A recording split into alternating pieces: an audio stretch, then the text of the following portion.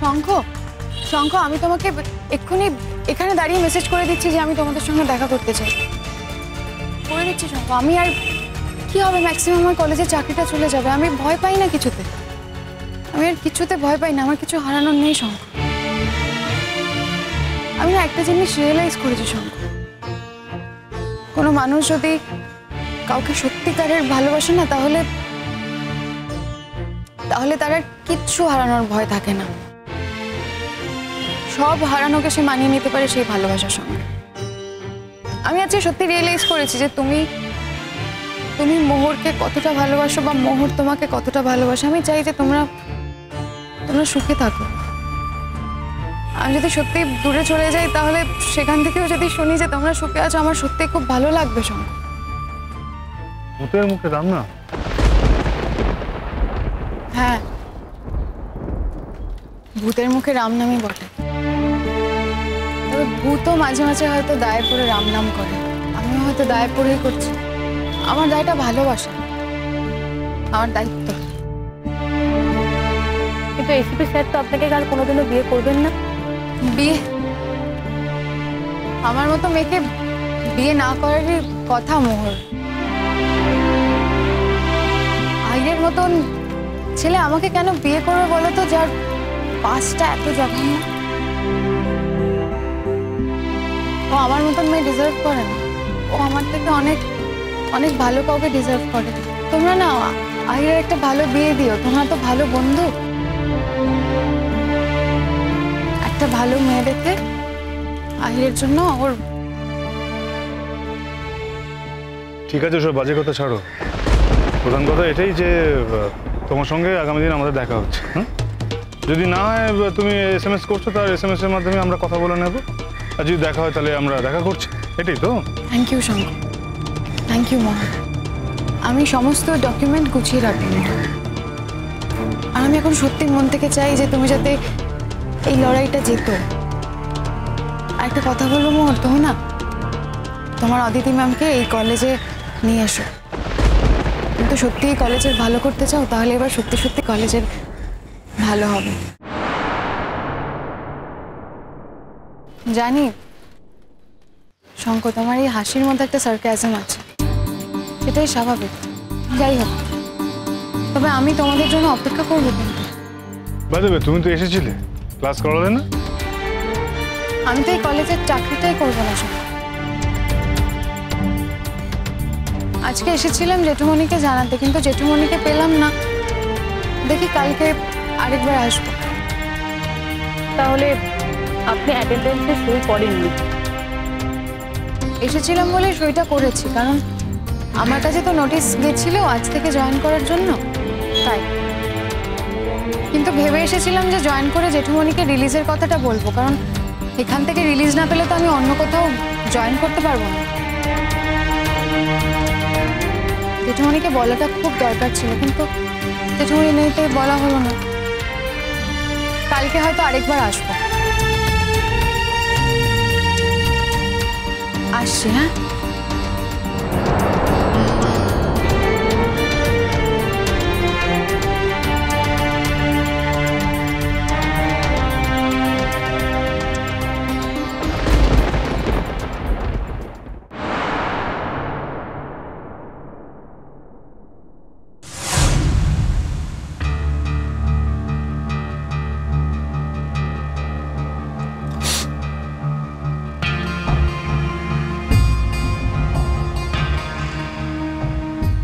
জয়িতা, জয়িতা, তোমার সাথে আমার একটা সিরিয়াস কথা আছে। কি সিরিয়াস আলোচনা আছে তোমার সাথে আমার। আমার সাথে তোমার কথা আছে? এত বছরে আমার সাথে তোমার কোনো কথা ছিল না, হঠাৎ করে আমার সঙ্গে তোমার কথা আছে? আমি সত্যি বুঝতে পারছি না, কি ব্যাপার বলো তো? টেরা টেরা কথা বলো না তো, বলছি একটা সিরিয়াস কথা আছে, টেরা টেরা কথা বলছি। আর শোনো, আমি কোনো টেরা টেরা কথা বলছি না। আমার সঙ্গে তোমার কথা আছে, তোমার সঙ্গে কিন্তু আমার আলাদা করে কোনো কথা নেই। তাই যদি ভালো করে কথা বলতে পারো কথা বলো, নইলে বলো না। I am sorry, I am really very sorry. আরে ও কাজ পরে করবে, রাখো তো এসব, খালি কাজ কাজ কাজ, সারাদিন ধরে খালি কাজ, আমাদের তো কথাই হয় না। শোনো না, বলছি ওই মোর মেয়েটা বড্ড বাড়াবাড়ি করছে আমার সাথে, জানো তো। বুঝতে পেরেছি, মোহর তোমার লেজে পা দিয়েছে, তাই না? হ্যাঁ, আমার লেজে পা দিয়েছে।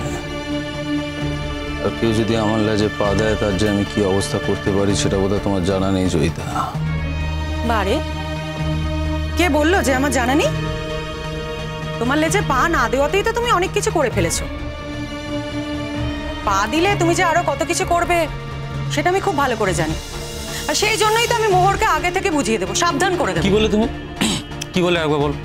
বললাম মোহরকে আগে থেকে সাবধান করে দেবো। আচ্ছা, আজ তাহলে আমিও তোমায় সাবধান করে দিচ্ছি। একটা কথা ক্লিয়ারলি বলে দিচ্ছি, তোমার ভালোভাবে বুঝে নাও। জয়িতা, তোমার বাপের বাড়ির কন্ডিশন তো খুব একটা ভালো না। তার মধ্যে তোমার যা বয়স হয়েছে তাতে এই বয়সে আমি যদি তোমাকে ঘাড় ধাক্কা দিয়ে বাড়ি থেকে বের করে দিই, তাহলে তুমি কোথায় যাবে, কি খাবে, এই যে দামি দামি শাড়ি পরছো এগুলো কিভাবে পরবে একবার ভেবে দেখেছো? ও বাবা, এই আমি তো খুব ভয় পাচ্ছি গো। তুমি আমাকে ভয় দেখাচ্ছ, তাই না?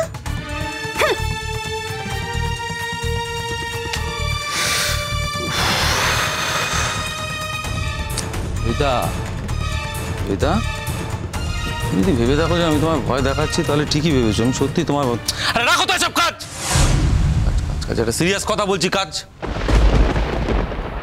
I am sorry, I am really sorry. রাগ করো না, বললাম তো আই এম সরি। শোনো না, তাকাও আমার দিকে। বলছি কালকে কি একটু মোহরের সঙ্গে দেখা করো না, ওকে একটু বল। আরে তুমি বললে ও শুনবে তোমার কথা, তোমার ভালোবাসে, খুব রেসপেক্ট করে আমি জানি। তুমি ওকে বলো না ও যেন আমার সাথে বাড়াবাড়ি না করে, প্লিজ একটু বলে দিও। কেন বলো তো? মোহর তোমার সাথে কি বাড়াবাড়ি করেছে? আর ও স্টুডেন্ট রিপ্রেজেন্টেটিভ হয়েছে, সে অনেক কসরত করে, তার ভিতরে অনেক গল্প আছে, বলবো আমি তোমায় সব পরে বলবো। যেই হয়েছে অমনি আমাকে কাঠি করা শুরু করে দিয়েছে। বলছে যে ওই স্টুডেন্ট রিক্রুটমেন্টের জন্য যে টাকা পয়সার চক্র যা সব হয় তার মধ্যে নাকি আমি জড়িত। আর বলছে এটা নাকি ও প্রমাণ করে দেবে। সেটা যে মোহর করতে পারে সেটা আমি মোহরকে বিশ্বাস করি। আচ্ছা, তুমি তো এখানে এইভাবে থাকো, তুমি যে 2-3টে ফ্ল্যাট কিনেছো, কোথা থেকে পাও এগুলো? তুমি কত টাকা রোজগার করো বলো তো? আমি একার জন্য করেছি সব, আমি একা গিয়ে থাকবো ওখানে। আর শোনো, তোমার ওই নোংরামির পয়সায় কেনা ফ্ল্যাটে আমি জীবনে কোনো দিনও থাকতে যাব না, এটা তুমি মনে রেখো।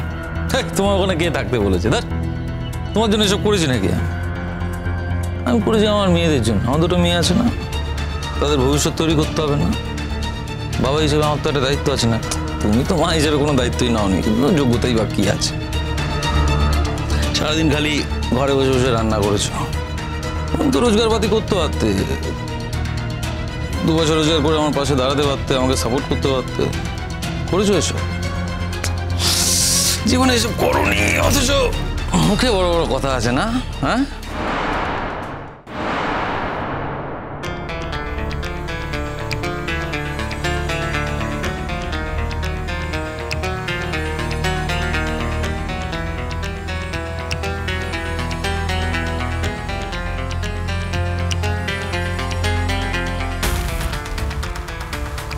সিস্টার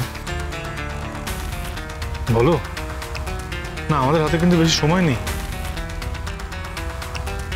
আমারও তারা আছে শঙ্খ, আমার হাতেও আর খুব বেশি সময় নেই।